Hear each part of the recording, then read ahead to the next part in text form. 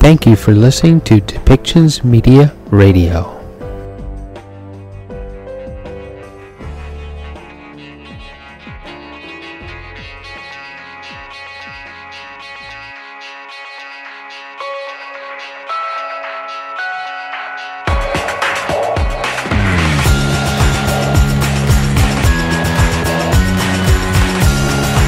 Welcome to Policy and Rights, the show about government policy and human rights.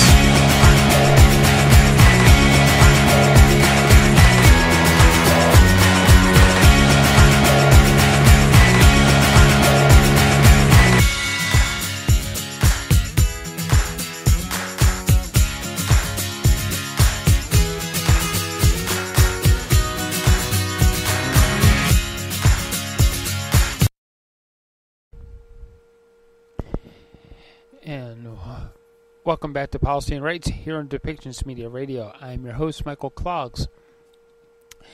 A lot going on, and well, let's start with something really cool. The Secretary General of the United Nations in Mongolia was planting a tree. It is part of a 1 billion tree program created in Mongolia, and he gave a speech which we're going to hear in a few minutes, and he helped the president of Mongolia plant the very first tree in the campaign. They did it together, and it's a wonderful start to see countries trying to work together towards climate change, towards climate crisis, and try to keep our human environment within survivable human range. So, it's good to see that. Moving forward, we're going to hear from the UN about the grain initiative for moving the grain from Ukraine ports into other areas of the world where it is actually needed. And there's going to be some questions about, one, of course, weevils. And if you have any questions about what a weevil is, well, a weevil is an insect that embeds itself within the grain and begins to eat that grain. There's not too much that really can be done to prevent this from happening, but the grain should be inspected or screened to make sure that most of the little insects are removed. The grain itself is actually moving, and the ships are being inspected to ensure that they aren't carrying any cargo that is, shall we say, unsafe or unwarranted. And there's going to be one of the directors of the initiative is actually you're going to hear from him because he had a press conference screened via Zoom or something like Zoom into the New York facility for the United Nations. So we look forward to hear from that. Then there's other things along with Mali, and of course, there are still more ongoings in human rights conditions to deal with Myanmar and other things have happened in the Ukraine, where, of course, in Crimea there was an explosion in an airbase, and of course the Russians are saying that was an accident, and the Ukrainians are taking credit for the explosion, saying it was done via a missile. So, like I said, there's a lot going on in our world right now. Speaker of the House, Senator Pelosi, is back in the United States, and her delegation have also a recorded press conference talking about how productive the trip actually was, and of course condemning the actions of China and Beijing with the live military exercises that were conducted while they were visiting Taiwan. They are also going to talk about other countries that they visited within the Asia, and talk about the productive things that happened because of this trip. Taiwan is talking about producing chips within the United States borders to, of course, get around the new Chip and Science Act that was signed into law by President Biden. There are a number of other things that she is going to say happened with their trip to Asia that are productive and will aid the American economy. So why don't we listen to all the segments as they come up, and ask your own questions about what is going on in our world. And when you share the recordings with your friends, share them with those questions.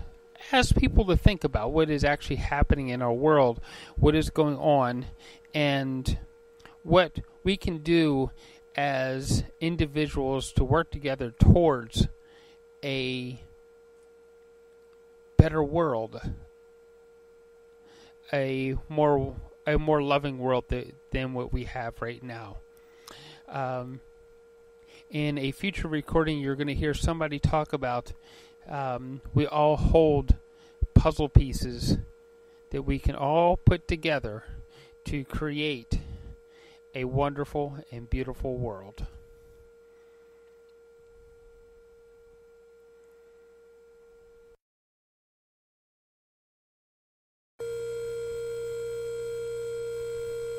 And the distinguished guests who have joined the sacred efforts in protecting our nature by personally being here with us in today's event and making a truly unforgettable experience. Mr. Guterres, welcome to Mongolia. Allow me, before starting, to ask our distinguished women and men peacekeepers that are here to please to convey to your colleagues my enormous admiration and my enormous gratitude for their courage, for their determination, for the exemplary way in which, in the most dangerous places in the world, they have been protecting civilians, protecting victims in a way that really deserves the admiration of the whole world. За би модер үйл ажиллагааны нийтийн үгийг хэлэхээс өмнө энд хорон зөвлөсөн байгаа элэг сахиулагч эрэгтэйчүүд та бүхэнд хүндэтгэл үзүүлэхийг хүсэж байна. Дэлхийн хамгийн халуун цэгүүдэд хамгийн хүнд хэцүү байдалд байгаа улс орнуудад Монголын зэрэг эрс элэг сахиулах үйл ажиллагаанд оролцож тэнд байгаа энгийн иргэд эмэгтэйчүүд эмзэг бүлгийн хүмүүсэд бүхэл талын дэмжлэг тусалцаа үзүүлж ирсэн та бүхний үйл хэргийг би өндрөөр үйлж байгаагаар та бүхэнд илэрхийлье. Та бүхний үйл хэрэгт өндөр амжилт хүсье. And to the distinguished representatives of the youth that are here, Mr. President just told me that you have a vibrant youth movement in protection of nature and in fighting climate change. Мөн энэ хорон цугласан байгаа залуучууд хүүхдүүдийн төлөөлөлд би баяр хүргэхийг хүсэж байна. Танай ерөнхийлөгч надад ярьсан Монголын залуучууд хүүхдүүд бол энэхүү байгаль орчноо хамгаалах нөхөн сэргээх үйл ажиллагаанд бол маш их идэвхтэй оролцдог гэдгийг би сонссон. Тийм учраас та бүхний энэ хийж байгаа ариун үйлд бол би талархан хүлээж авч байна. Та бүхэнд баяр хүргэе. My generation was very stupid. My generation declared war on nature, with climate change, with the loss of biodiversity, with pollution. And nature is striking back. striking back with storms, with desertification, with floods, with disasters that are making life very difficult for many people around the world and causing many victims. Your generation has an important task to make peace with nature. And what we are going to do today must be a gesture of that new attitude to make peace with nature. Бидний өөрийнх бол байгаль орчиндөө ээлтэй ариг гамтай хандаж чадаагүй маа. Бид нар байгаль орчноо бохирдуулсан, бид нар энэ олон сайхан байгалийнхаа баялагийг бол авч хэрэглэсэн. Бид нар одоо хойч үеийнхэндээ энэ байгаль орчноо сайхан хэвээр нь одоо хүлээлгэн өгч чадсангүй. Бид энэ хийсэн одоо алдааныхаа улмаас үр дагаврыг одоо амсаж байна. Бидний одоо энэ улс орон болгоны амсаж байгаа уур амьсгалын өөрчлөлтийн сөрөг нөлөөлөл энэ одоо бохирдол хүсний агаарын болон одоо унд усны бохирдол за мөн хатуу хог хаягдлын одоо зохисгүй одоо удирдлагын улмаас бид нар одоо энэ их олон хүндрэлүүдийг амсаж байна. Байгалийн гам шиг илүү ойр ойрхон давтамжтай болж байна. Энэ бүх үйл хэргийг одоо зогсоохын тулд би залуучууд та бүхнийг уриалгахыг хүсэж байна. Та бүхнээс би гуйж байна. Энэ байгаль орчноо одоо хамгаалж авч үлдээч. Бидний үеийнхэнд та нар туслаач. Цаашдынхаа та нар өөрсдийнхөө хойч үеийнхэндээ илүү сайхан, илүү эрүүл, илүү одоо доктортой ийм байгаль орчныг хүлээлгэж өгөөч гэж би та бүхнээс хүсэж байна. And dear Mr. President, thank you very much for allowing me to give a very, very small contribution to your wonderful program of planting 1 billion trees until 2030 in Mongolia. I'm very honored to be part of your project. Нийт тэрбум мод тариална гэсэн энэ сайхан санаачлага өрнүүлсэн ерөнхийлөгч танд баяр хүргэе. Танд бас энэхүү үйл хэрэгт нь өндөр амжилтыг хүсье. Тэгээд таны энэ явуулсан санаачлагт бас жижигхэн хувь нэмэр оруулах ийм боломж надад олгосон явдал талархаж байна. I had here a speech to read, but I will not read it. I want to tell you my story with trees. За би өөрн энэ арга хэмжээнд зориулаад ийм нээлтийн үг бэлдсэн юм аа. Гэхдээ би тэр нээлтийн үгээ ер нь уншихаа боллоо гэж хэллээ. Яг тэгвэл би танаас илүү өөрийнхөө амьдралд тохиолдсон түүхээсээ хуваалцах юм бол илүү сонирхолтой байх гэж бодож байна. Тэгээд энэ туршлага маань болох дээр яг мод тарихтай холбоотой ийм нэг явдал байгаа юм. My grandfather, maternal grandfather's family name was Oliveira. In Portuguese it means olive tree. За миний ээж маань аав буюу миний өвөг эцэг одоо овгийнх нь нэр нь болохоор Оливера гэдэг овгтой байсан. Энэ орчуулах юм бол Португали хэлнээс орчуулах юм бол Оливи мод гэсэн ийм утгатай юм аа. And I inherited that family name. I'm called Oliveira Guterres, the two family names. Тэгээд би бас энэ өвөг эцгийнхаа одоо нэрийг уламжилж авсан. Миний овог бол Оливера Guterres гэдэг би хоёр овогтой хүн юм аа. And one day my grandfather came with me to a small field and showed me a small olive tree. I was a boy, a small boy. And he told me, I planted this olive tree the day you were born. За намайг жоохон байхад манай өвөг эцэг намайг дагуулад нэг талбай тарихны талбай дээр авчихсан. Тэнд бол нэг жижигхэн юм оливи мод ургаж исэн. Тэгээд өвөө маань надад юу ч хэлсэн бэ гэхээр энэ модыг би чамайг яг эхээсээ төрөхөд чинь суулгасан юм аа. And I want you for all your life to respect trees. And to remember that you have a sister tree. Тэгээд би чамайг бүх насаараа одоо ер нь модыг бол эрхэмлэж хөндлөж яваасаа гэж би хүсэж байна. Тэгээд модын хажууд бол альва мод тарьсан бол хажууд нь заавал бас нэг модыг тарих ёстой гэж надад сургасан юм. And this tree should be a symbol of your own life. Тэгээд чи мод тарих юм бол энэ мод бол чиний амьдралын илэрхийлэл болно гэж хэлсэн. I must say I was very happy to know this because in my country we have olive trees with more than 1,000 years. So I don't intend to live 1,000 years, but I'm happy that I have a sister olive tree that will be there much longer after I die. Тэгээд оливи мод бол их олон насад он удаан жил насалдаг. Манай Португалид бол 1000 гаруй жил насалсан том ийм оливи мод байдаг. Би мэдээж 1000 жил наслан гэж байгаа биш л дээ. Гэхдээ миний одоо амьдралыг илэрхийлсэн ийм мод одоо миний их оронд ургаж байгаа гэдэг нь бол бас их надад сайхан санагддаг юм аа. So 1 billion trees in Mongolia will make an enormous difference in relation to climate change, in relation to biodiversity, in relation to desertification. Монгол улсад 1 тэрбум мод тарина гэдэг нь бол уур амьсгалын өөрчлөлтийн нөлөөллийг бууруулахад, цүлжилттэй тэмцэхэд, энэ одоо байгаль орчны бохирдолтой тэмцэхэд, биологийн олон янз байдлыг хадгалж хамгаалж үүсгэхэд маш их чухал хувь нэмэр оруулна гэж би итгэж байна. And they must be a symbol of this reconciliation between humanity and nature. Because only with harmony between humanity and nature there will be future for this planet. Байгаль орчин хүмүүн төлөвлөлтөн хоёрын хоорондох холбоосыг энэ 1 тэрбум мод тарих үйл ажиллагаа бол дахин сэргэнэ гэж би ойлгож байна. Энэ холбоос бол байнгын их одоо чанд хатуу холбоос байх ёстой. Гэтэл тэрийг бид нар одоо бас нураасан байна. Үүнийг нөхөн сэргэхэд бол энэ 1 тэрбум тарих мод тарих энэ үйл хэрэг бол их чухал учиртай гэж би ойлгож байна. Thank you very much. I wish you the best success in the 1 billion tree campaign. За ингээд та бүхэнд анхаарал тавьсан баярлалаа. 1 тэрбум мод тарих санаачлах маш их өндөр амжилтыг хүсье.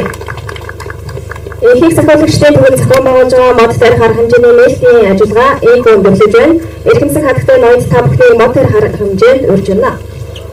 This concludes the opening ceremony of the tree planting event in the Peacekeepers Garden. Ladies and gentlemen, I wish to invite you all to join us in planting the trees.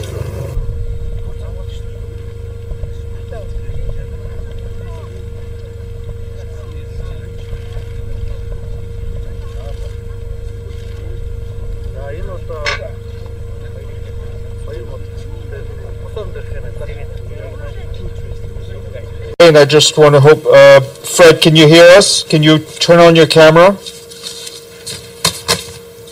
Yes, both my camera and microphone are on, and I can hear you just fine. Perfect. And if I can ask the technicians to put you on the front screen, we will be ready to go.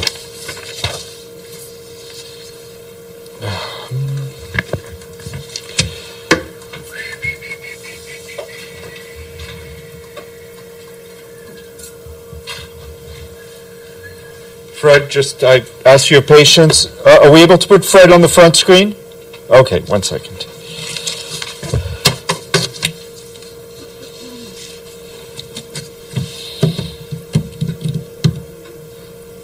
Don't look at me.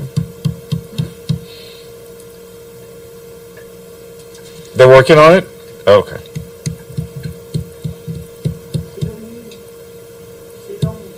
C'est le mois d'août.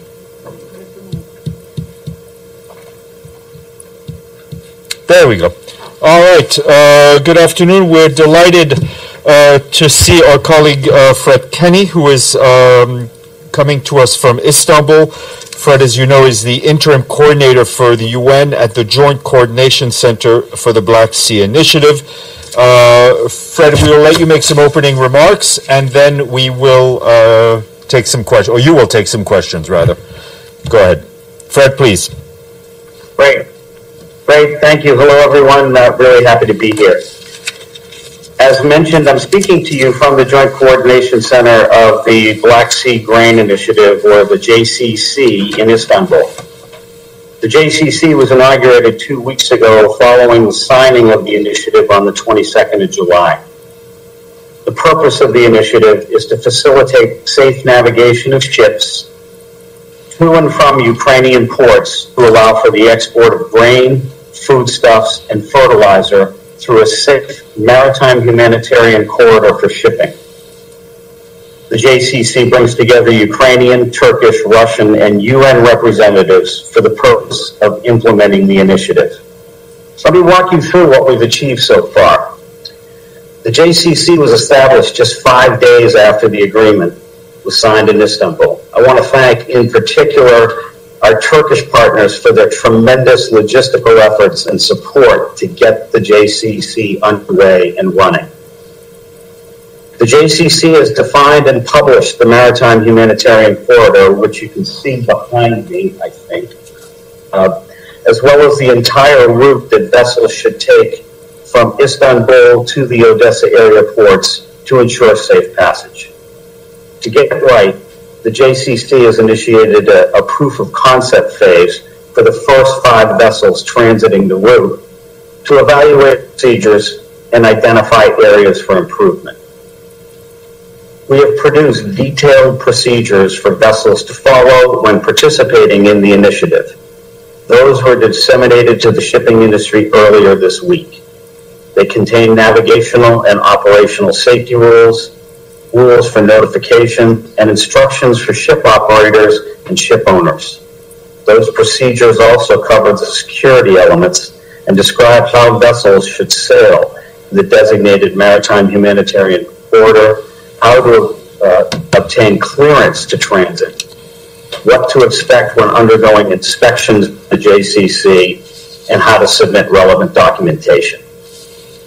We have so far authorized 12 vessels to depart the Ukrainian ports, carrying over 370,000 metric tons of grain and other foodstuffs.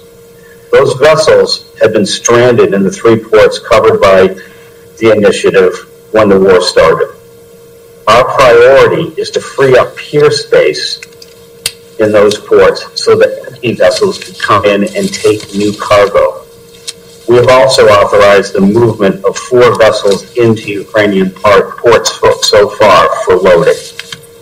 In conclusion, I would like to recognize and appreciate the cooperation and commitment of all the parties, Ukraine, Turkey, and the Russian Federation, to implement this initiative.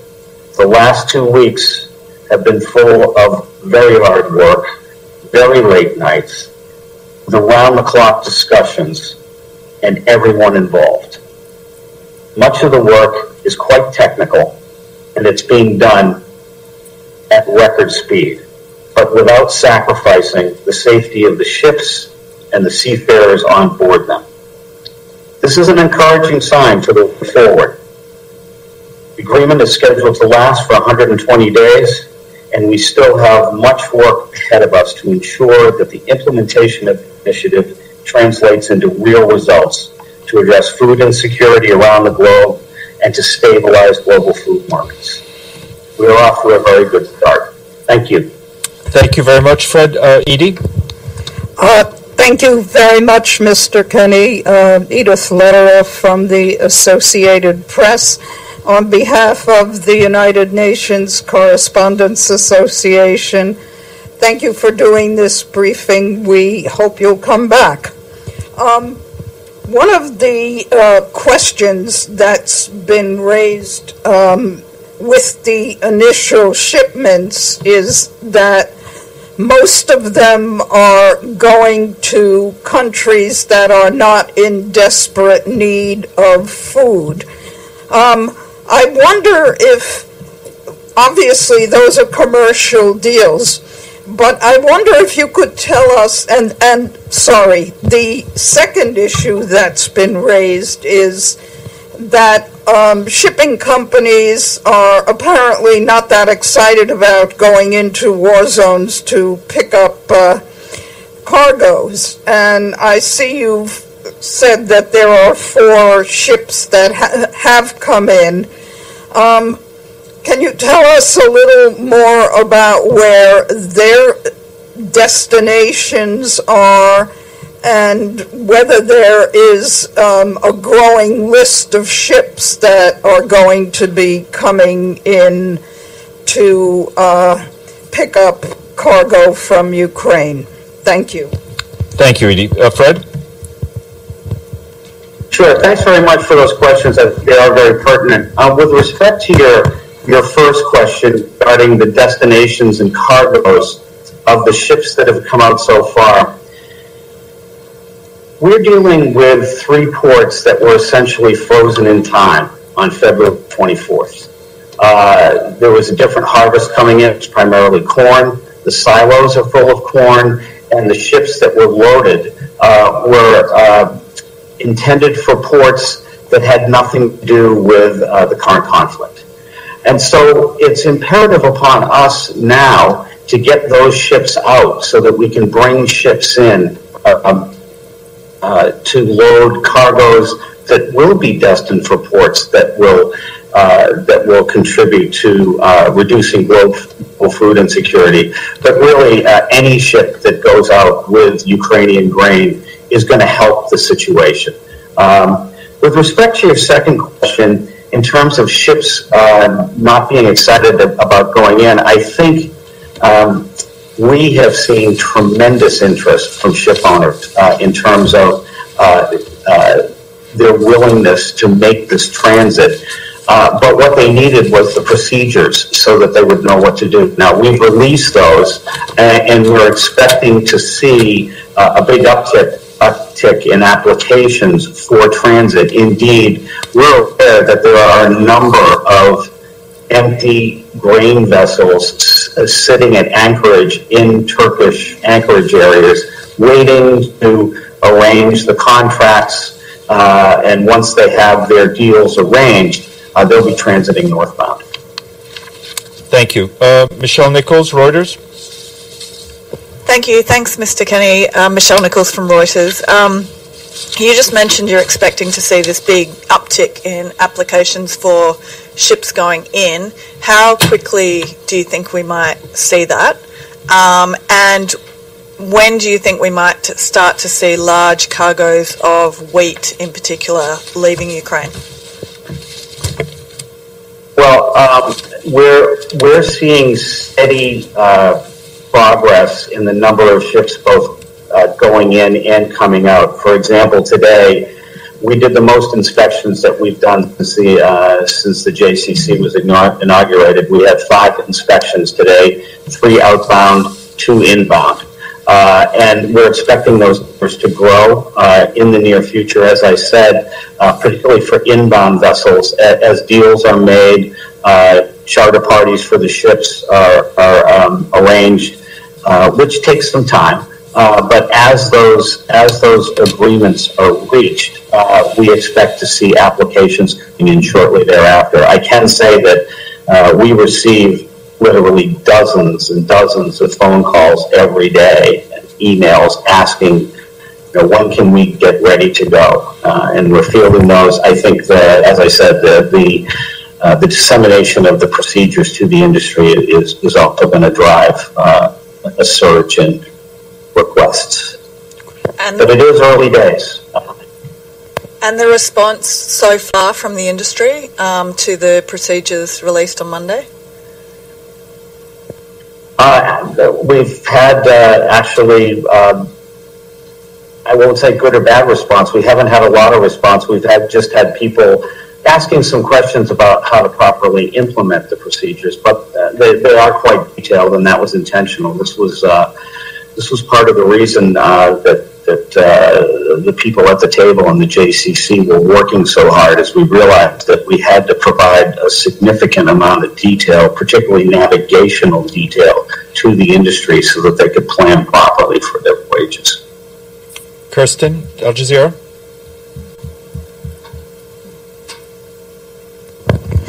Yes, thank you. You said 370,000 metric tons have left so far. The goal that was spelled out in the initial documents that we received about the initiative said that, if I understood correctly, the goal is 2 to 5 million tons per month. Do you think that that is still possible given what you've seen in these initial weeks? And what have been why has it been slower maybe than you've expected? I'm just doing the math, and I'm admittedly not great at math, but it seems like you're not up to that pace yet.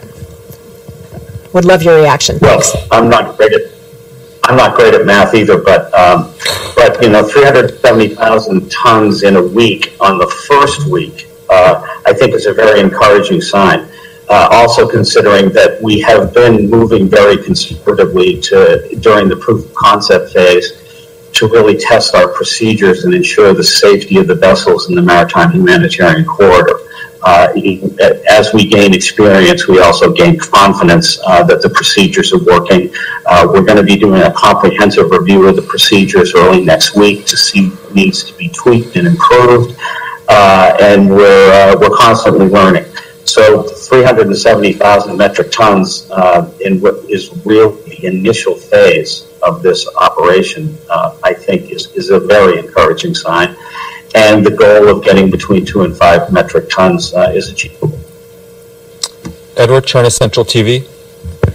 Hi, Mr. Kenny. This is Deju with China Central Television. 2 questions. First one is a technical question. In average, how much time would it take for ships in and out for the inspection? And do you have a plan to shorten the procedure for inspection? And second, we heard this from a long time ago that there might be a WFP ship that carrying all those grains into some places with food crisis. Why that we heard that for quite some time, but actually it's not happened yet. So do you know the reason why that didn't happen, or do you have some extra information on that ship? Thank you. Okay, thanks. In response to your first question, in terms of time, the inspections take a number of hours, usually 2 to 4 hours, to inspect a ship at the Istanbul inspection area. From there, the vessels need to transit through the Black Sea on a largely open route. They have to hit a waypoint that we monitor to make sure they cross the waypoint, but they don't have a specific route up to the entrance of the Maritime Humanitarian Corridor, which begins roughly off the Romanian coast, roughly at the Romanian-Ukrainian border. Vessels cannot transit the Maritime Humanitarian Corridor at night between 2100 and 0500. So depending on when they arrive at the entrance to the corridor, they might have to wait in what's called the Southern Holding Area until 0500 the next morning in order to transit up. And that's to ensure that they have maximum visibility to look out for floating hazards to navigation and that sort of thing. If a ship were to time it right, it takes between 24 and 26 hours for the normal grain ship to get from Odessa to Istanbul going out, and they'd have to undergo inspection, which we're also not doing at night for safety reasons, for the safety of the inspectors. And then they can proceed on their way. So it's a day and a half or 2 days total, which we are looking at our procedures to see ways that we can cut time on the inspection side without sacrificing the accuracy and completeness of those inspections. And we've received several suggestions from our inspectors so far, and we'll be considering those and looking at implementing them. With respect to the WFP, of course, they are working very hard, just like many others in the maritime industry, to arrange charter parties, arrange for ships. I would expect you would be hearing something from them very soon. Celia de la Varenne, Africa Confidential. Which African country will get the shipment first, and how did you determine which country will get it first? I mean, Africa. That is not within the remit of the JCC. That is a function of 2 things. First, what the WFP might have in mind, and second, what the markets are doing. And we're trying not to interfere with legitimate commercial activity in that regard. Linda Fasulo, and then we'll go to Pam Falk online, and then I think we have to close it up. Thank you very much. My question is about, If you could bring your microphone a little closer, thank you. My question is about the vessels going in and out. And which vessels, where are many of the vessels coming from? In other words, which countries are involved in, taking goods out and coming back to get them? Well, in many cases, the vessels are flagged in a variety of flag states. We've seen Liberia, we've seen Panama, we've seen Turkey, we've seen Malta, we've seen Sierra Leone. So there's been a range of flag state vessels involved. And likewise, the ownership of those vessels varies, and it's from around the globe. Some of the ships, we understand, are going to be running this as a regular route, which is actually a good thing, because as the masters get more and the crews get more familiar with the route, the safer it will be. Others may be one-time vessels.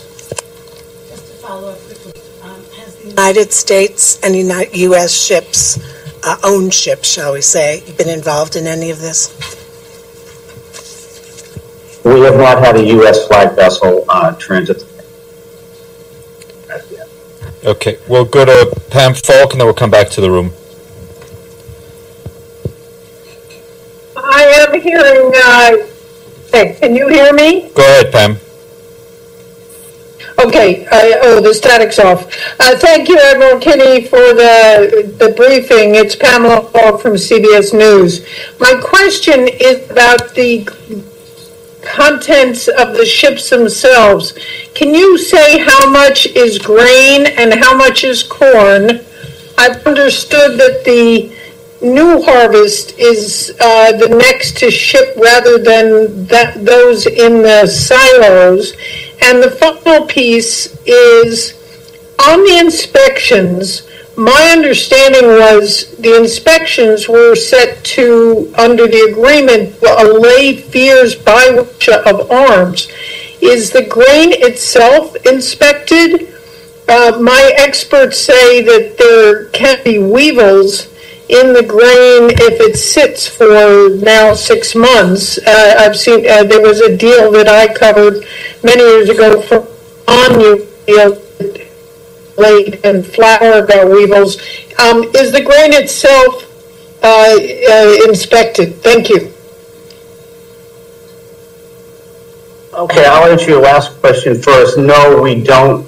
We do not inspect the grain ourselves. That's up for the buyers and sellers to do. I will say that one of the factors that we are working through with the inspections of outbound vessels is, in many cases, and actually really in all cases, the grain is fumigated, which could present a safety hazard for our inspectors. So we have to work very carefully with both the shipmasters and the port authorities to ensure that, one, our inspectors are safe, and two, that we don't take any action during an inspection that would interrupt the fumigation process to kill the weevils, as you described, so that we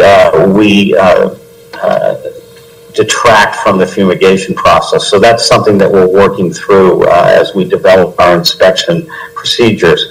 When was it fumigated? At the time it was put in silos, or since your agreement? Well, it's fumigated when it's loaded onto the ship. And so we're seeing different situations. We've seen some vessels that were fumigated and sealed back in February, and then the holds were sealed and were not reopened. So they did not need to be refumigated. We've seen some others that were fumigated back in February, and then the holds were opened more than a week ago and refumigated, so we have easy access to those. But now what we're seeing is ships that have been loaded very recently and recently fumigated, and those we have to work more carefully with.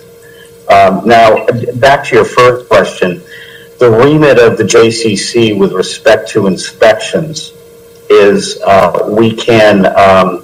we're there to look for unauthorized personnel and cargo.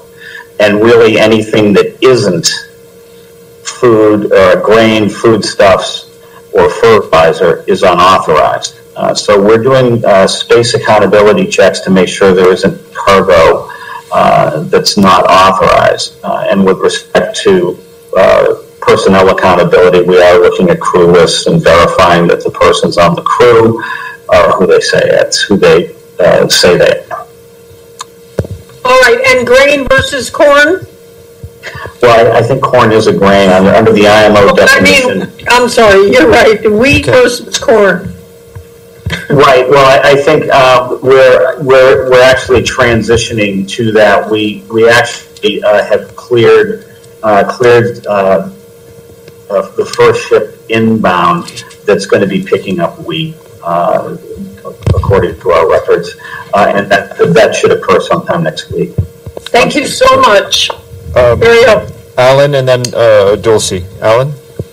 Thanks so much, Mr. Kenny. I have a technical question. It's regarding the guidance, the procedures for merchant vessels you released the other day. The paragraph 10 says that if a JCC representative informs the JCC of a threat to the merchant vessel, such as military action, the JCC may take action to ensure the safety of the vessel. Could you please elaborate what kind of actions the JCC could take in this case?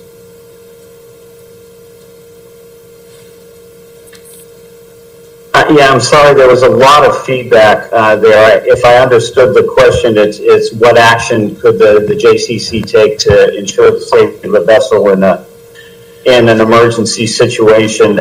We do have means of immediate contact with ships. So if we saw, for example, if there was a military action in the area of the maritime humanitarian corridor, we could order the vessel to stop or turn around to avoid any danger.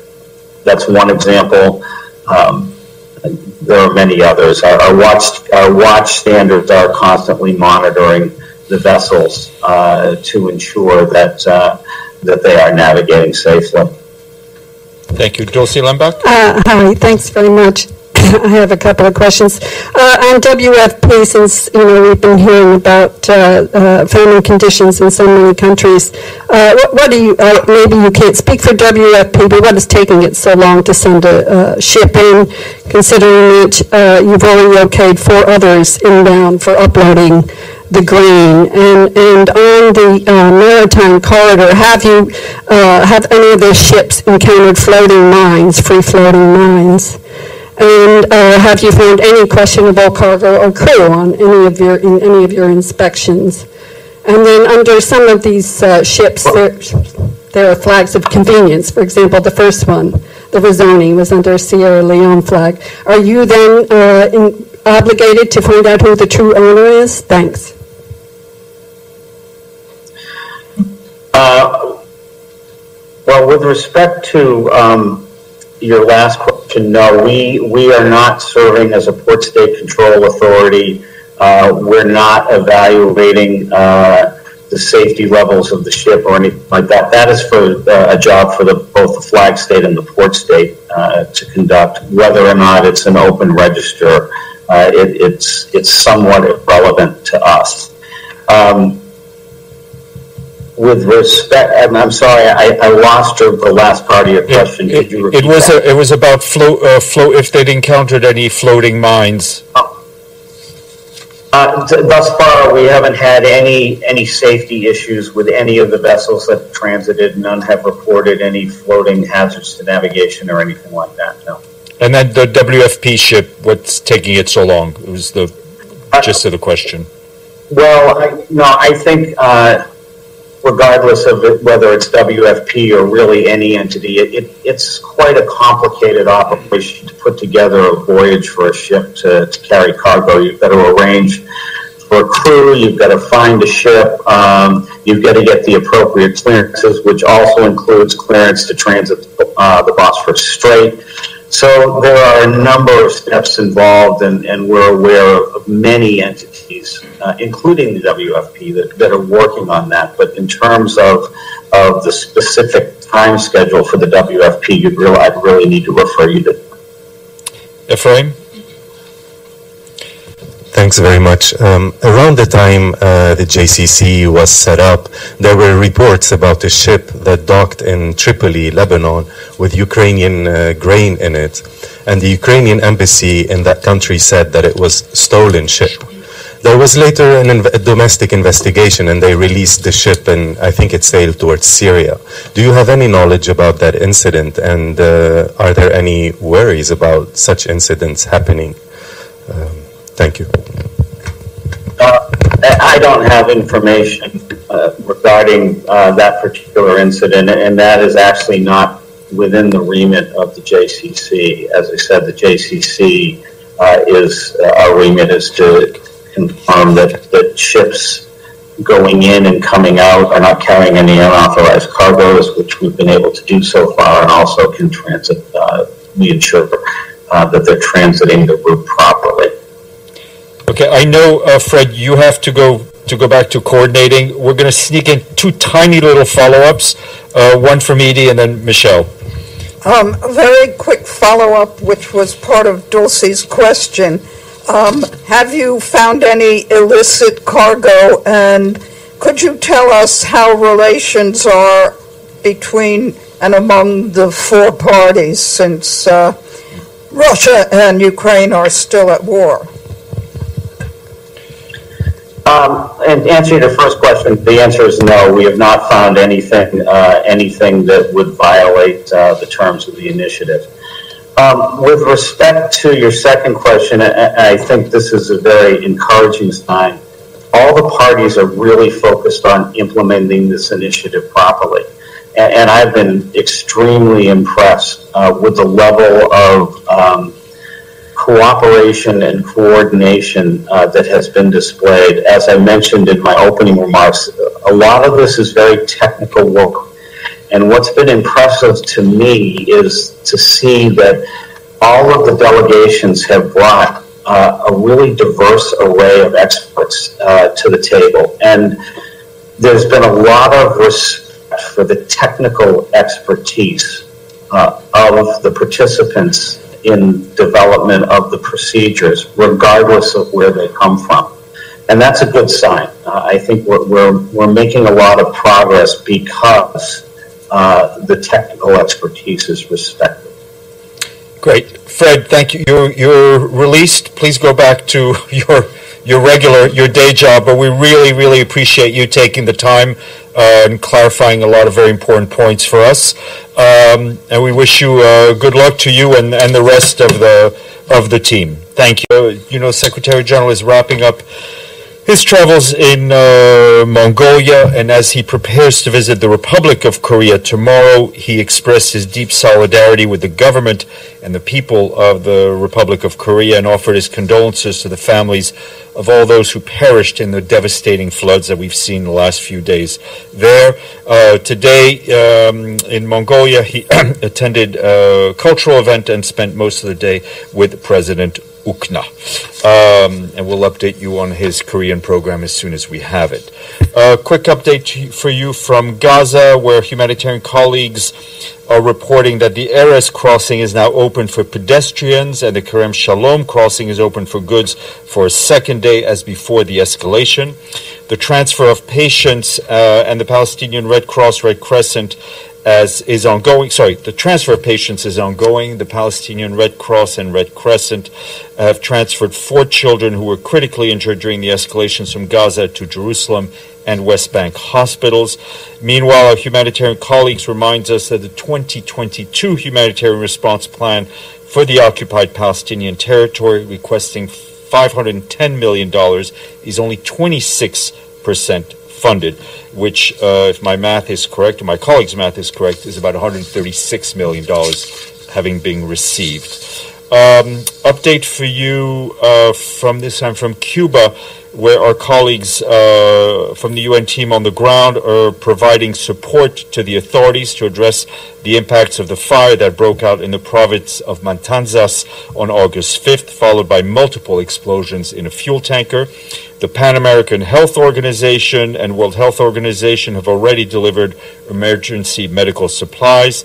The UN Children's Fund, the UN Population Fund, and the UN Development Program and our humanitarian coordination colleagues have also identified emergency resources to provide an integrated response to demands under the leadership of the resident coordinator. Moving on to Central African Republic, where a peacekeeping mission there continues to support the national authorities to strengthen security and justice accountability in the country. The mission said today deployed a rapid reaction force to Ndele in Bamingi Bongoran Prefecture to protect civilians amid reports of possible attacks by armed groups. And earlier in the week, on Monday, with the mission's support, hearing at the Special Criminal Court resumed in a case against 3 alleged members of the 3R group following the killings of approximately 40 civilians in Lemura and Kundjili in the west in May of 2019. The mission continues to reinforce community protection mechanisms, including in Wada Jale in Vakaga Prefecture, through training in the early warning system, which has helped enhance security in the area. And from South Sudan, our peacekeepers there joined the South Sudanese government in expressing grave concern over reports of 4 officers from the rebel South Sudan People's Movement Army have been summarily executed in Mayom County in Unity State, that's in the north of South Sudan. The executions, which took place on August 7th, were allegedly in response to a July 22nd attack by the SSPM/A on the Mayom County Commissioner. Nick Haysom, the Secretary General Special Representative and Head of Mission, said anyone who is suspected of a crime must be the subject of a proper trial as a part of a fair judicial system. He added that the extrajudicial killings must be condemned because they cannot be a basis for restoring law and order. Mr. Haysom stressed the importance of building strong local justice systems across South Sudan. And a number of you had been asking about the report of the panel of experts on Mali. And I can tell you that the panel of experts submitted a report to the Sanctions Committee on Mali, and it's due to be published today. Just to make sure everyone is clear on the authorship, the document is drafted by the independent experts appointed under Resolution 2590 relating to the sanctions regime. They report directly to the Sanctions Committee established under Resolution 2374 of 2017 and the Security Council on their findings. They operate under a process that is distinct from the mandate provided by the Security Council to the UN peacekeeping mission in Mali. What did I want to add? Just that I think yesterday, just to clarify also, question raised by one of your colleagues related to the grain deal and a possible discount afforded to Turkey's purchase of Ukrainian grain. We did much research, as much research as possible, and I can tell you that there was no discount built into the Black Sea Grain Initiative agreement that was signed in Istanbul. Furthermore, we're not aware of any other agreement that would guarantee such a discount. Edie.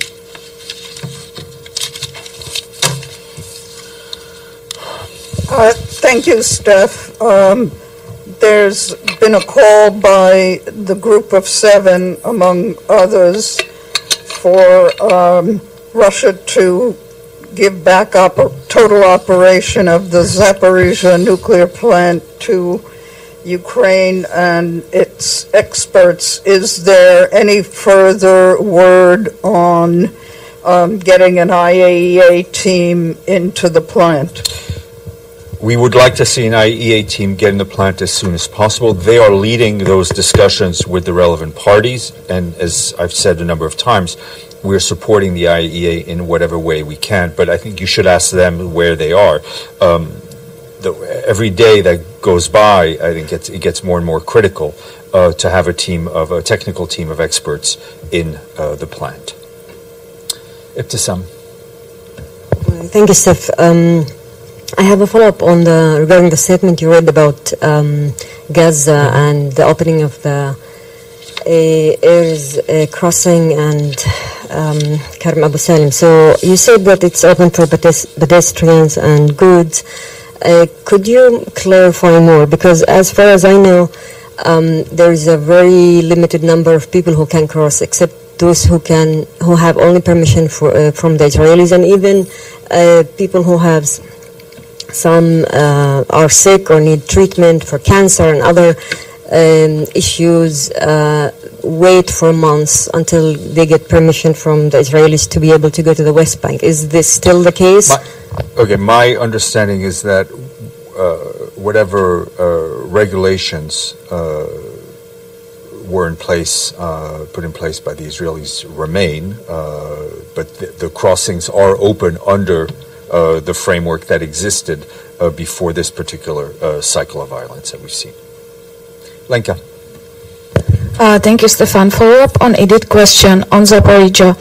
Is the Secretary General discussing with IAEA Grossi the possible visit directly, or is he waiting for the IAEA to finalize it?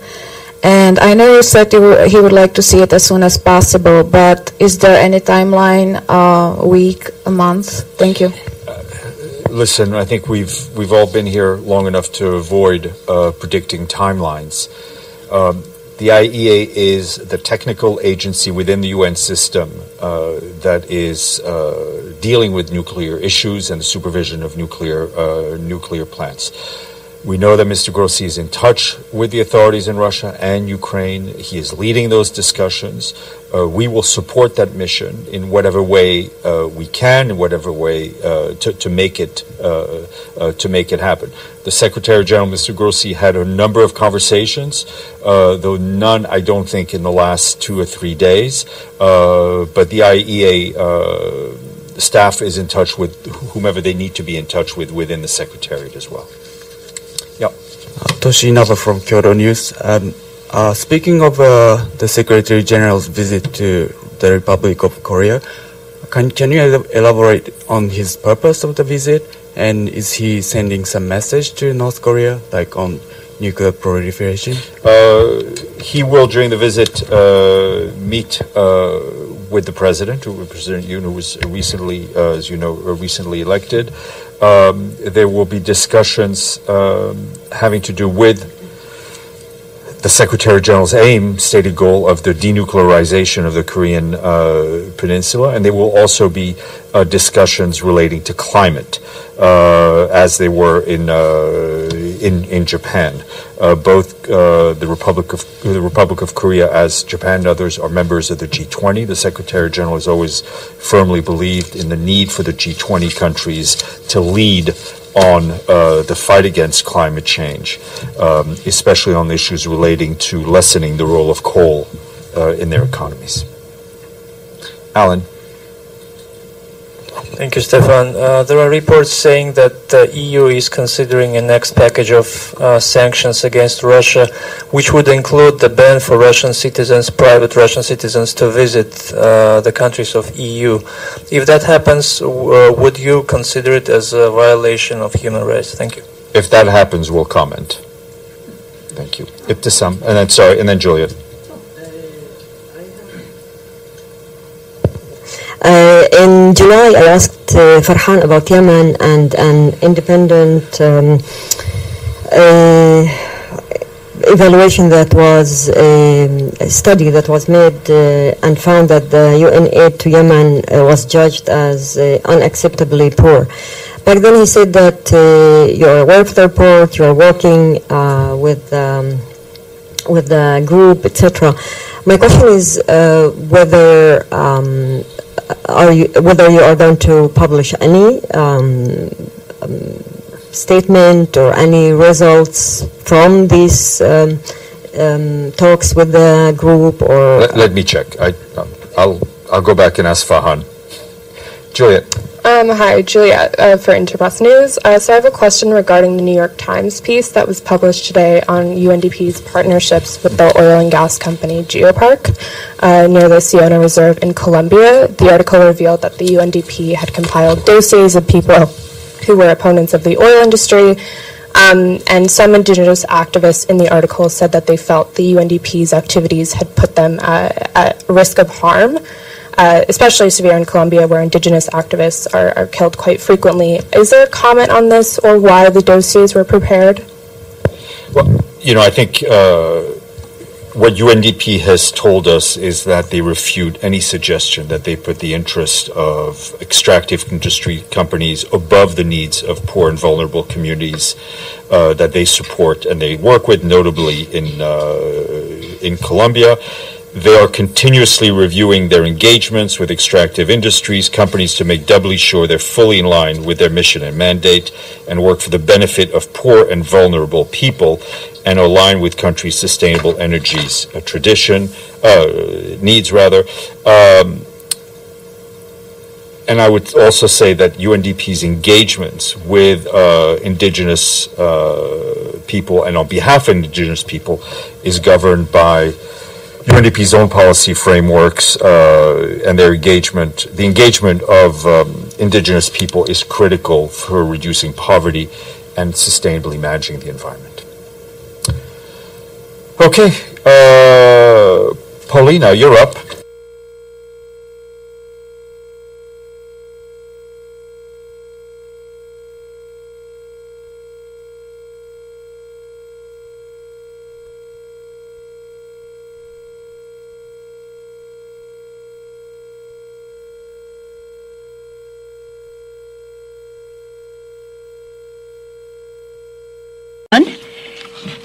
Some of us have just come from the White House, where the president really signed a monumental bill, the Honor Our Pact Act, for our veterans.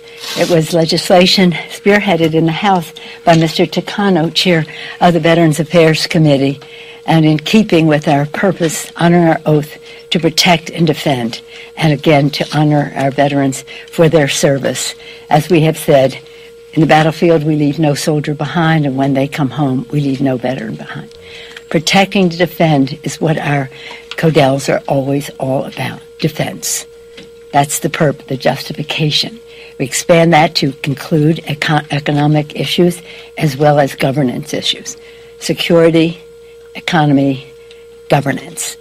To that end, we follow the lead of our president, who made clear that one of his priorities was a strong Asian Pacific initiative to increase our cooperation in those fields: security, economy, and governance. It was a remarkable trip in which I'm very proud to have traveled. We're like 6 co-chairs of the delegation because we all brought so much to it. But again, I'm very thrilled, almost emotional about what happened at the White House today. But actually, it's what this week has been about.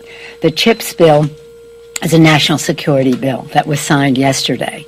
The PACT bill today, again, yesterday afternoon, the president signing the authorization for our support of Sweden and Finland coming into NATO, and then on Friday when we pass the IRA, the Inflation Reduction Act, again recognizing that strong economy is essential to a strong defense of our country.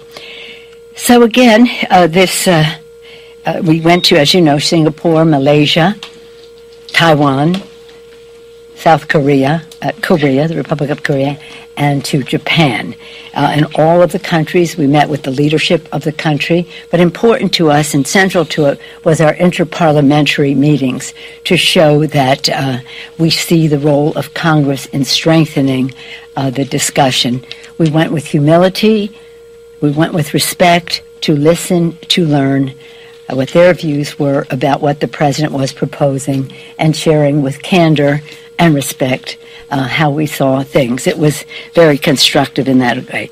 We also had the privilege of being, well, here we are in some meetings. They're self-explanatory. That's the Prime Minister of Singapore who welcomed us grandly. But we also paid respect to some of the cultural aspects of their country that they were so proud of in Singapore, in all of the countries. And perhaps we'll go into that.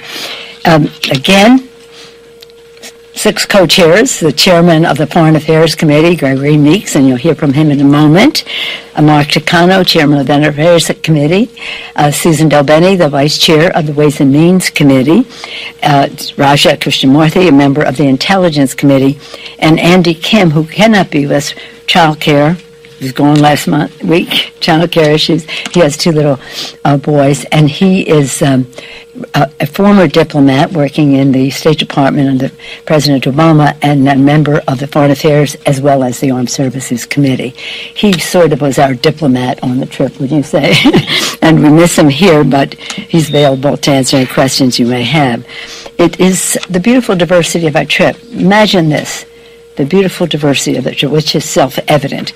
But Mr. Takano, Japanese-American, Mr. Krishnamurthy, born in India, Andy Kim's parents, born in Korea. So the respect for culture, country, and differing views so eminent for all of us on the committee, but some of it directly connected in that way.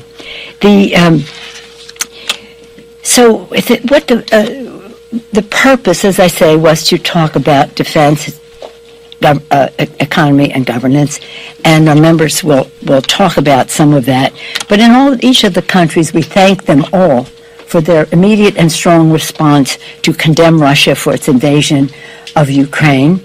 To the president, especially those in South Asia, we thank them for their leadership in just banning Burma, as I call it, from participating in some of their meetings in reaction to their execution of 4 political leaders there and their oppression of political dialogue there. It was remarkable to see, but of course we talked about, in terms of governance, we talked about COVID, we talked about climate change, and the rest. So it was very valuable. In different countries we had specific issues that related to their countries, which we can talk about if you wish. In terms of Taiwan, our purpose in going to Taiwan was to say that we have this strong relationship built on the status quo, which we support, which is really important because they're saying, well, we're trying to upset. No, the Taiwan Relations Act of 1979, at the same time as our change of recognition, established the terms of our relationship, the 3 U.S.-China joint communiques, and the 6 assurances. So there's no departure from that. But in keeping with that, we will not allow China to isolate Taiwan. They have kept Taiwan from participating in the World Health Organization, other things where Taiwan can make a very valued contribution. And they may keep them from going there, but they're not keeping us from going to Taiwan. We will not allow them to. So we think that their reaction, that was our purpose, to salute this thriving democracy. Don't take it from me. Freedom House said one of the freest democracies in the world. Show our respect for that, for the success of their economy, for the enthusiasm of their young people to embrace democracy, and others as well, but the young knowing nothing else except a free Taiwan. So that was our purpose. Their pretext was our visit for them to do what they normally do, intensified. They didn't do it when the Senate went under Chairman Menendez of the Foreign Relations Committee. They just decided to do it this time. So in any event, we're very proud of our delegation. We're very proud of our men and women in uniform. When I talk about security, whether it was at Travis Air Force Base, whether it was in Hawaii, where we visit with them and went to the Arizona, and then to Guam on our way to get their appraisal of the situation in the region, the Asian Pacific, and also to pay our respects to our men and women in uniform, which we did there, and we did in the countries that we visited, especially in Korea and in Japan. And in Korea, we had the privilege, led by the General Lakamura, to go to the DMZ to get an up-to-date current report of the North-South dynamic in Korea. It was interesting to me because I've been to Pyongyang, I've been to North Korea. It's a horrible place, but again, we were seeing at the border how things were going. So for these and other reasons, we were very honored to be received. We thanked our host, the host countries. We spent a good deal of time in an interparliamentary way in every country with their speakers and that. And again, we thank our embassies and our diplomats who represent us so well and who made our visit such a success. Just close by saying two things. When we were in Japan, we were beautifully welcomed at the Diet. We went there to pay our respects to Prime Minister Abe, who was a friend of America, and they had their tribute. They'll have more, but this one they invited us to. It was very sad, but again, a connection between our two countries. And in closing, I just want to thank our president. He has been a president for peace, for security, for economic growth, for good governance, and we're very proud of his initiative, which was the main purpose of our visit and our timing. With that, I want to yield to our distinguished chair of the Foreign Relations Committee, that's the Senate, the Foreign Affairs Committee, and the place where so much of all of this begins. I praise him for his commitment to our security, our economic success, and good governance in all of the countries that we are engaged with. Mr. Chairman. Gregory Meeks of New York. I want to thank you, Madam Speaker, for the opportunity to participate in this very important, very substantial, and very successful CODEL. It was important for us to be there in the region. The people of the region wanted to see us there. They understand that part of what is taking place in the world is, as we see from place after place, it's a question of democracy versus an autocratic government. And they want to know that we are partners. And that's why they welcomed us at every stop that we went to, saying thank you for being here. Whether it was Taiwan, South Korea, Japan, Singapore, or Malaysia. In Taiwan, we saw people lined up down the streets, over 250,000 people watching our flight land. And then the crowds on the streets saying thank you for coming. We had the opportunity to talk and to have conversation with various of our legislators, which was really important. And we had to then chat it back and forth on what we're doing. And I had the opportunity as chair of the Foreign Affairs Committee to let them know that we're doing many things, particularly in regards to Taiwan. We've got some bills that were coming out or that have passed already, like the Taiwan Peace and Stability Act.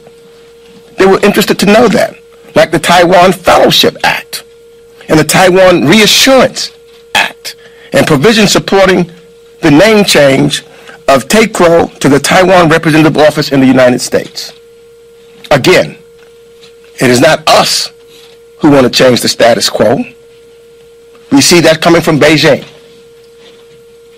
And they were so appreciative that we stood to show that we're going to partner with our friends and allies throughout the region. They all have issues, whether it's the South China Sea or the Taiwan Strait. But they want to know that we are there, and they want to see even our soft power. And that's why the conversations that you see with my fellow members, and they'll talk about whether it was working with our veterans or dealing with climate or dealing with what was historic with reference to chips and exchanges and dealing with manufacturing goods in the United States. I conclude just by saying that, and I thank President Biden also for being in the region. He's visited the region and done another thing. So we're in lockstep with our focus and our message to the people in Southeast Asia. That you have a friend, an ally, and a partner in the United States of America.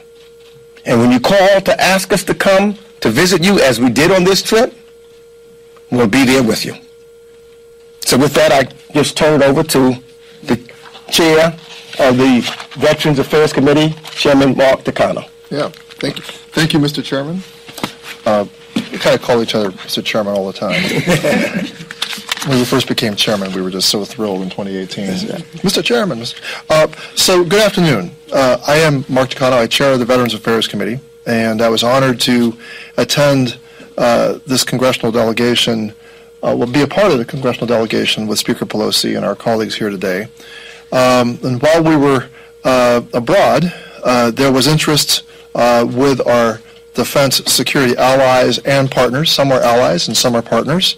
Interesting enough, we visited all very, very robust, inspiring democracies. Some of those democracies have a quote-unquote balanced approach with China. They don't really want the United States to force them to choose sides. But interesting enough, even those that don't want to be forced to choose sides are very, very, very interested in the United States being their security partner. They want to. We help them with military armaments and training and training together. And of course, they were interested in what we do with our veterans. I had a long, extensive talk with the defense minister of Malaysia on that topic. I had a chance to speak with, for a second time, with the Minister for Veterans and Patriots of South Korea. We're very interested in moving forward more work on the Korean Valor Act, which was included in the recently passed fiscal 23 NDAA. The Valor Act was passed there, and it has to, I don't want to get into the details yet, but it has to do with naturalized Korean American veterans from the Vietnam War era and how we can serve them better here in the States. We had a chance to, wherever we could, bring up the issue of human rights, but also I believe that the health of any, when we visit all democracies, that the health of any democracy is measured by how well it protects its vulnerable minorities, in contrast to the authoritarian countries that Mr. Meeks mentioned. And so we raised the issue of how well are your vulnerable minorities being treated, as well, including LGBTQ people. So we raise that in countries where that topic is not necessarily one that's very comfortable. But interesting enough, I think there was actually a willingness to talk and a willingness to discuss those things. Just last night, as an after effect of this CODEL, I was on a virtual discussion, a virtual interparliamentary discussion with Japanese and Korean parliamentarians from the South Korean Assembly and leaders of the Japanese Diet. Amazing. The impact of this trip was very evident. Huge openness to moving forward the trilateral alliance among Japan, the United States, and Korea. So very, very important with regard to the Taiwan Straits issue, and having our countries work more closely together. One of the things that came out of that discussion last night is all of us are calling upon our heads of state to get a summit of the three nations to happen. And that's one of the things that I think is an after effect of this trip, is that there's this huge openness that I see. And while it's not direct, I'm not talking about Taiwan so much, but really this trilateral alliance is really so important in terms of our being able to provide a space for Taiwan, to exist in the status quo. We're looking to, and it's China. China's who has challenged the status quo. With that, I want to turn it over to Suzanne Delbeni, the Vice Chair of the Ways and Means Committee. Thank you. Thank you, Mr. Chairman.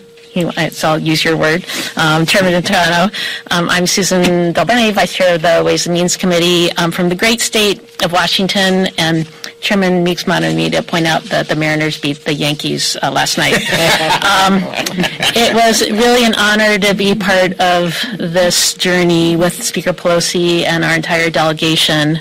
And while it was the first time I visited, I think, every country since I've been a member of Congress, I have visited the region many times in my former career in business and technology, and I know firsthand the very close partnership that we have, the economic partnership that we have in innovation, and the long-term partnerships that's been there that we can build on. In fact, over half of all global economic growth is expected in this region over the next 30 years.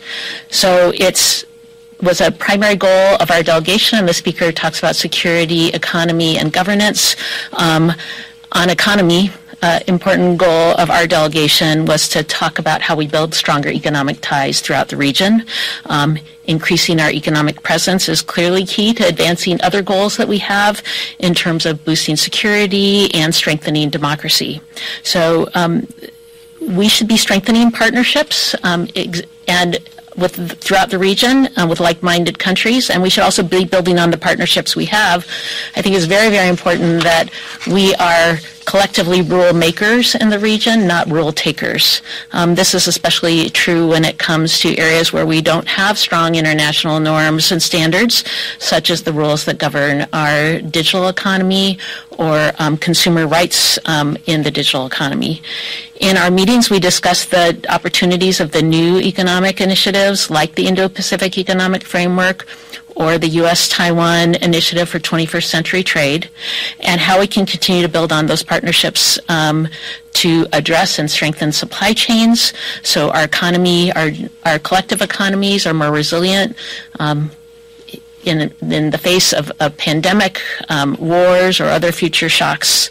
And we also discussed the CHIPS and Science Act that President Biden signed into law yesterday. Another key piece of legislation to strengthen our supply chains and create the resiliency and redundancy that's so important, and obviously to make sure we have increased manufacturing capacity right here in the United States. And it's critical. We talked about, semiconductors are in everything, not just things that we think of traditional technology from, cell phones or computers, but washing machines to ultrasound equipment to trucks and airplanes. The bill also boosts federal investments in research and innovation so that we can continue to lead the way in years to come, and that's an opportunity that we can do throughout Asia also.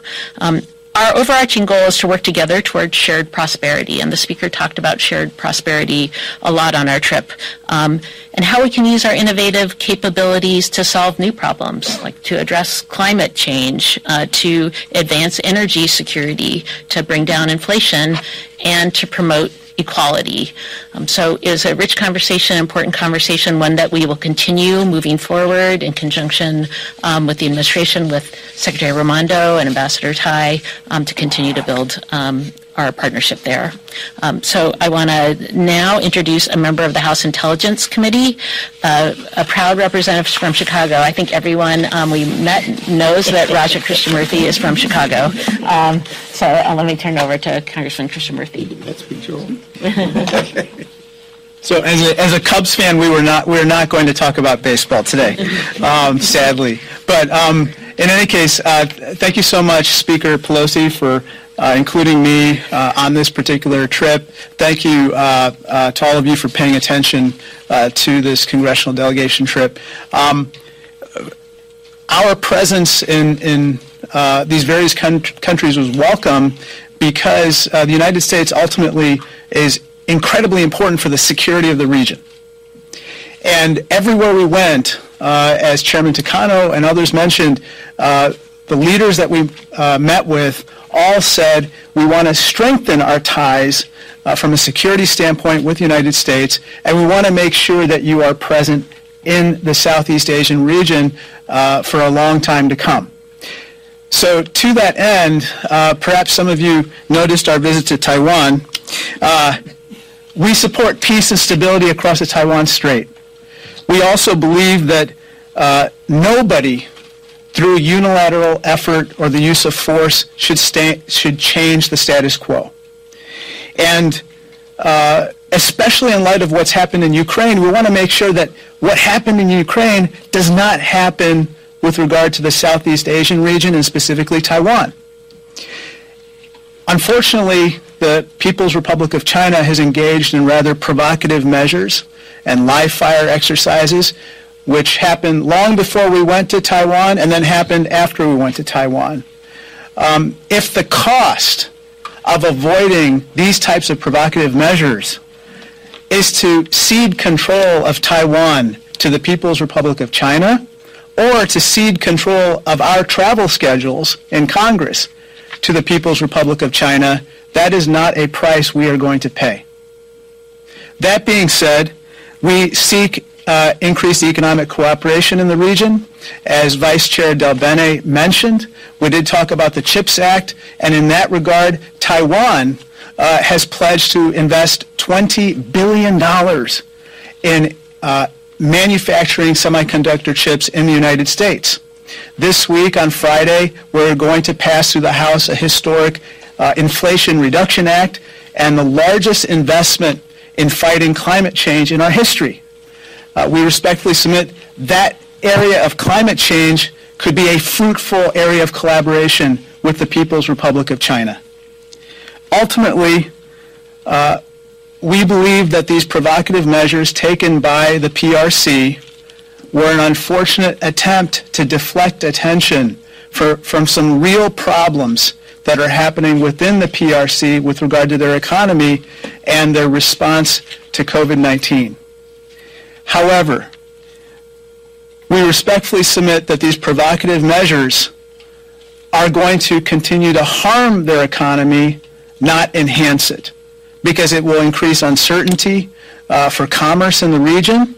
And as Taiwan's economy and the rest of the region is so intertwined, any further provocative measures will only hurt the Chinese economy. That being said, I'm glad to see that these live fire exercises appear to be easing and these provocative measures appear to be subsiding. And so we look forward to a time of collaboration as opposed to increased tensions going forward. Thank you. Thank you very much, my colleagues. Thank you very much, Cubs fans, Mariner fans, Yankee fans. Well, What am I? yeah. Putting you on the spot. Dodgers, Angels, whoever's Giants and Orioles. But in any event, as you may know, baseball is a big sport in Japan, and we did spend a good deal of time for the Japanese members of Parliament bragging about their exports to the United States in that regard.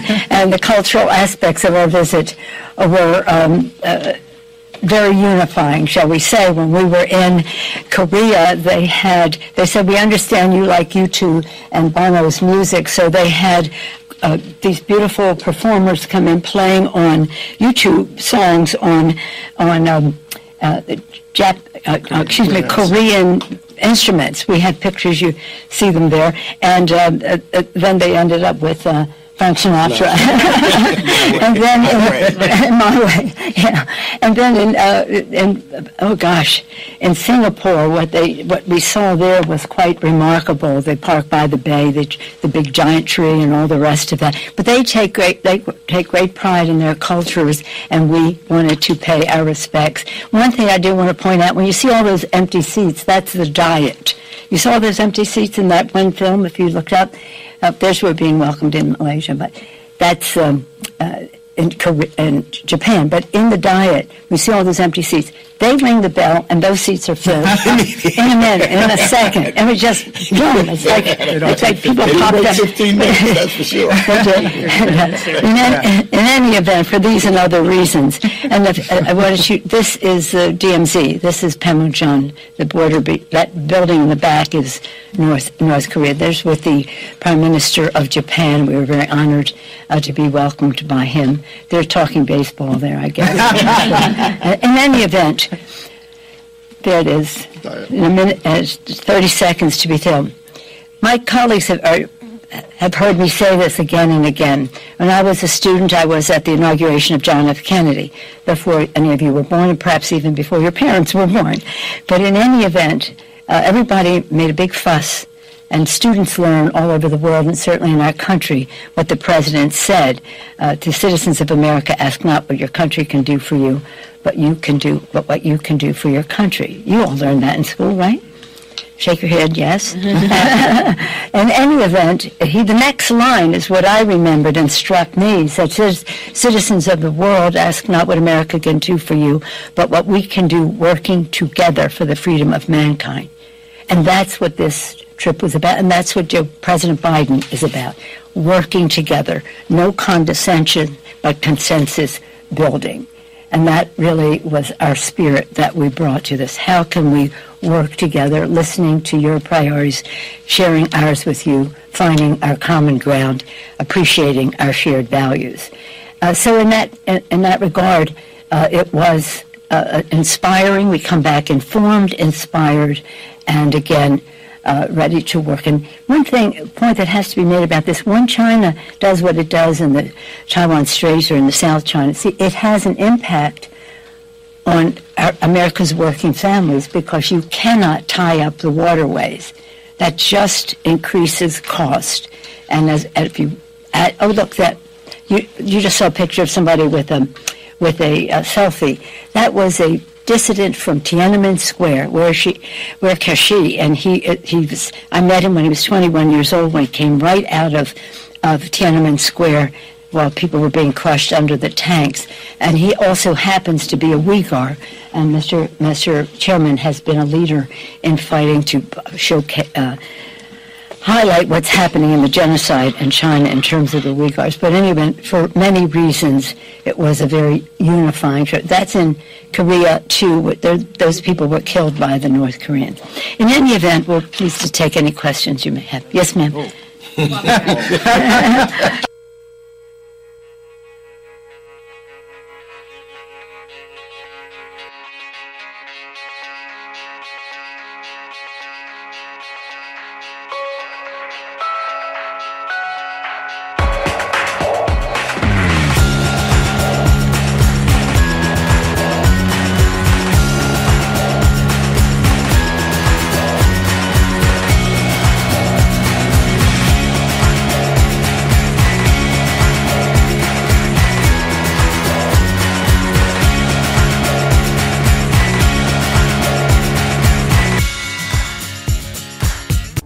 This show has been produced by Depictions Media. Please contact us at depictions.media for more information.